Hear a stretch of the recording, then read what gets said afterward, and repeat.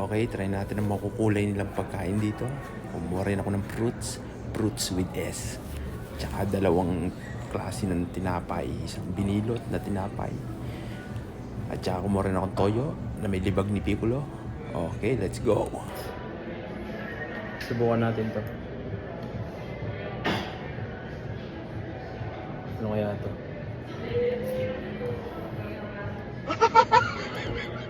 Hindi masarap. Ang lansa.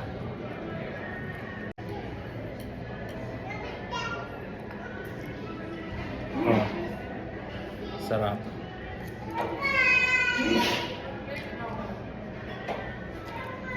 Yung lasa niya parang ano, alam mo yung kanin na panis na ng 3 araw.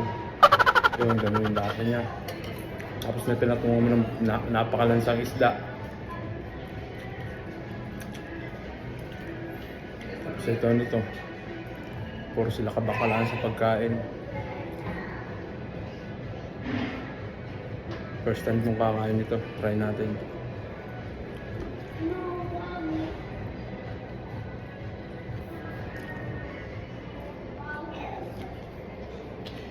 Well, not bad. Okay na rin. Hindi siya ganun masarap. Ito, dumpling.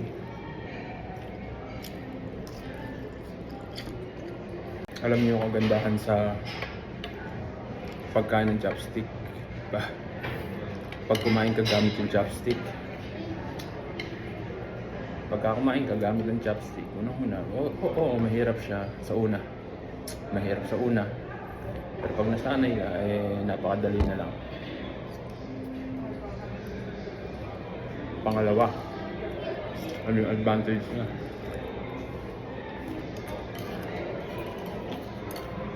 Pag may tinga ka, pwede humingi toothpick. Joke yun. Pangatlo, pagkakaway mo kapitbahay mo, may panaksa ka na.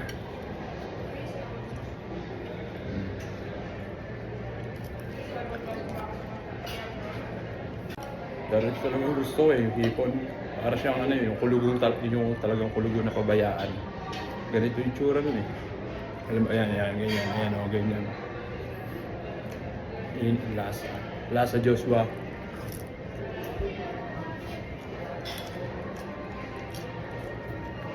Grabe.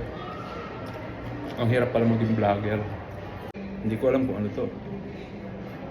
Sinus ba tawag ka? Seaweeds. Para siyang ano eh. Parang alam mo yung lumot na nilagyan ng carrots. Yung ganun niya. Para sa lumot na nilagyan ng carrots. Tapos yung lasa niya. Alam mo yung kalyo na tinanggal mo na nilcutter. Tapos binilad mo sa bubong. Try mo nguyain. Yung lasa dito. Oo na. Siguro tataka yun. Na-try ko na yun. Bata pa ako. Ito yung isa sa famous na pagkain sa buong mundo. Ano ba tawag sa pagkain na to? Kimchi. Tama ba? Teka, parang artista yun Never mind. Utang nyo, napakakagong naman pala diba?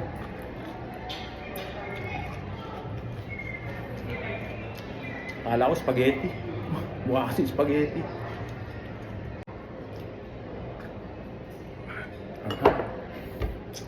Pero wait lang. Napansin lang ako. Kanina ko pa napupuna. Parang wala akong noo. Tangin na tumatanda na ako. Papunta na ako sa pagkapanot.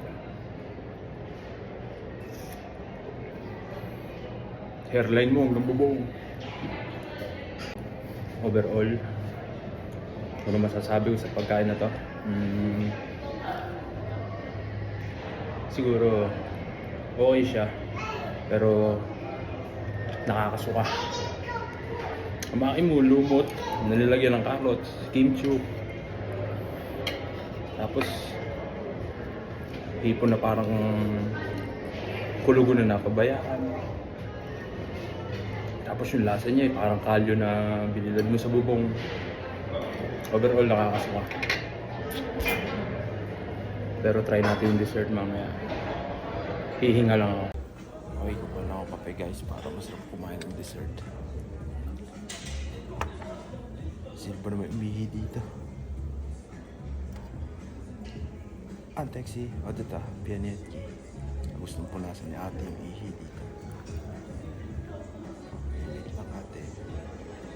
Pianetki. Ako. Good.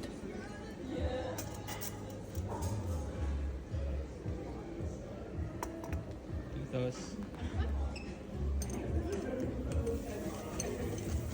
Wala, sukal na to. Wala akong pasensya. Ubus na pasensya ko. Run. Takbo.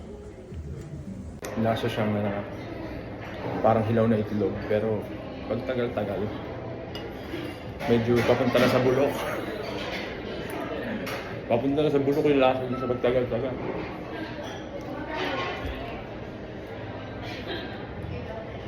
Ano masarap?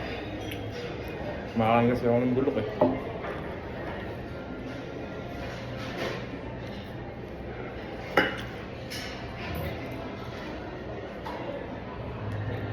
Ito naman, try natin.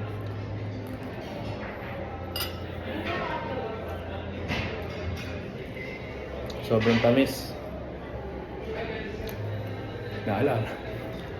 Naalala ko pa yung panahon nung na-inlove pa ako. Sobrang tamis. Eto, ganito yun. Ito ang katamis.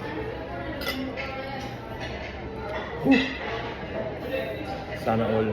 Tapos pag tagal-tagal, yung tamis na yun, para ka nang uminom ng kape. Joke lang. Hindi hugot yan ah. Baka sabihin nyo, hugot eh. Parang tamis talaga. Maraming salamat guys sa panonood. Sana nag-enjoy. Cheers!